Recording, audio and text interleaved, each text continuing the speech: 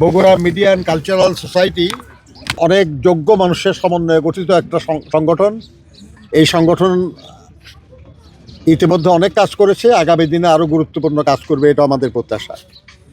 আমরা মনে করি যে দেশনেত্রী বেগম খালেদা জিয়ার কর্মময় জীবন, তার আন্দোলন সংগ্রাম, দেশ এবং দেশের মানুষের জন্য তার কাজ এতই বিস্তৃত, এতই বিশাল, এতই বর্ণাঢ্য, যেটা একটা অনুষ্ঠান বা একটা প্রদর্শনের মাধ্যমে কোনো মতেই এটাকে ধারণ করা সম্ভব না।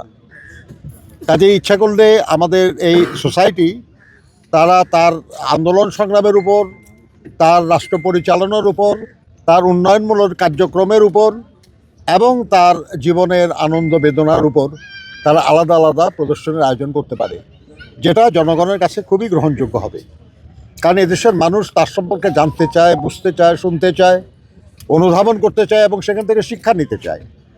যে মানুষটার জানা যায় এত মানুষের সমাগম হয়েছে, যেটা বিশ্বের প্রধান জানাজাগুলির অন্যতম হয়ে গেছে। যে মানুষটা তার সারা জীবন লড়াই করেছেন গণতন্ত্রের জন্য, দেশের স্বাধীনতা সার্বভৌমত্ব সুরক্ষার জন্য, দেশের মানুষের কল্যাণের জন্য, সেই মানুষটা সম্পর্কে মানুষের জানার আগ্রহ থাকা স্বাভাবিক। বিশেষ করে তরুণ প্রজন্ম, যারা হয়তো চোখের সামনে তার লড়াইটা দেখে নাই কিন্তু শুনেছে, তাদের সামনে যখন এইসব লড়াইয়ের দৃশ্যগুলি আসবে, আমার ধারণা যে তারা তা থেকে শিক্ষা নিতে পারবে, তা থেকে তাদের আবেগ আরও সিদ্ধান্তের রূপ নেবে। এই জন্য আমি তাদেরকে অনুরোধ করব তারা এই ব্যাপারে ভাবতে পারেন। আমি আজকের এই দিনে দেশনেত্রী বেগম খালেদা জিয়ার স্মৃতির প্রতি শ্রদ্ধা নিবেদন করছি।